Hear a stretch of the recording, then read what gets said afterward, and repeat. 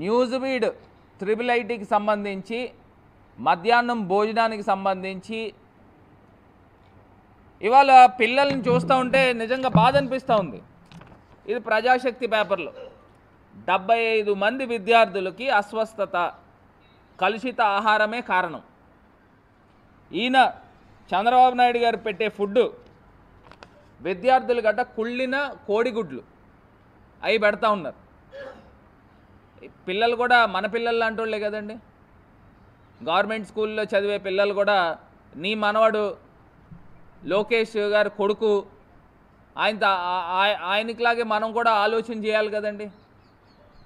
అంటే ఈ రకమైన నాసి రకమైన భోజనాలు పెడతారా?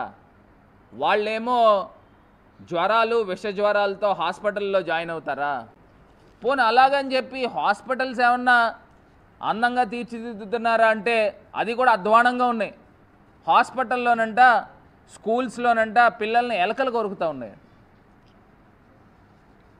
అంటే ఇంత దారుణమైన 3 నెలల పరిపాలన ఈ చంద్రబాబు నాయుడు గారి 3 నెలల పరిపాలనలో ఇంత అస్తవ్యస్తంగా, ఇంత అధ్వానంగా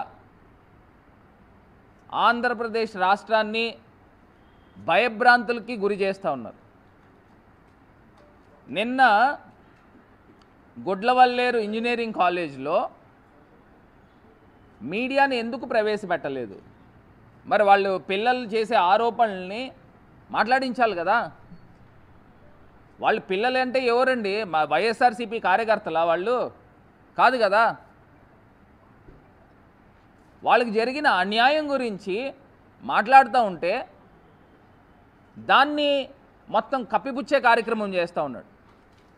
ఆ ఇష్యూ ఎక్కడ ఫ్లేరప్ అవుతుందో అని చెప్పేసి ఎవరో ఒక బొంబాయి నటిని తీసుకుని వచ్చి, అవుట్డేటెడ్ నటిని తీసుకుని వచ్చి, ఇలాంటి వాళ్ళు చాలామంది ఉంటారు, కుప్పలు తెప్పల కింద ఉంటారు. ఆవిడ ట్రాక్ రికార్డ్ ఏంటో చూస్తే తెలుస్తుంది.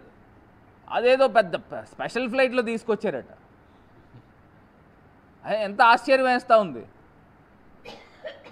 5 స్టార్ హోటల్లో పెడతా ఉన్నారు. మళ్ళీ పెద్ద లీగల్ టీమ్. అసలు ఆంధ్రప్రదేశ్ రాష్ట్రంలో డైవర్షన్ పాలిటిక్స్ గమనించగలరు. ఇది నేరుగా ఈ గుడ్లవల్లేరు ఇష్యూ, దీన్ని బయటికి తీయాల్సిన అవసరం ఉంది. ఖచ్చితంగా నిజంగానే కనుక ఇవన్నీ కూడా ఆరోపణలు నిజమైతే, ఆ వీడియోస్ ఏవైతే బయటకు వచ్చినాయో పోలీస్ శాఖ ఇమ్మీడియట్గా స్పందించి దీని వెనకాతలు ఎవరెవరు ఉన్నారు, దీనికి సంబంధించిన ఫుటేజెస్ ఎక్కడెక్కడ ఉన్నాయి, ఇవి నెట్లోకి వెళ్ళకోకుండా ఇవన్నీ కూడా బయటికి తీసుకొచ్చి స్క్రాప్ చేసే కార్యక్రమం చేయాలి అని పోలీస్ శాఖని డిమాండ్ చేస్తూ ఉన్నాం.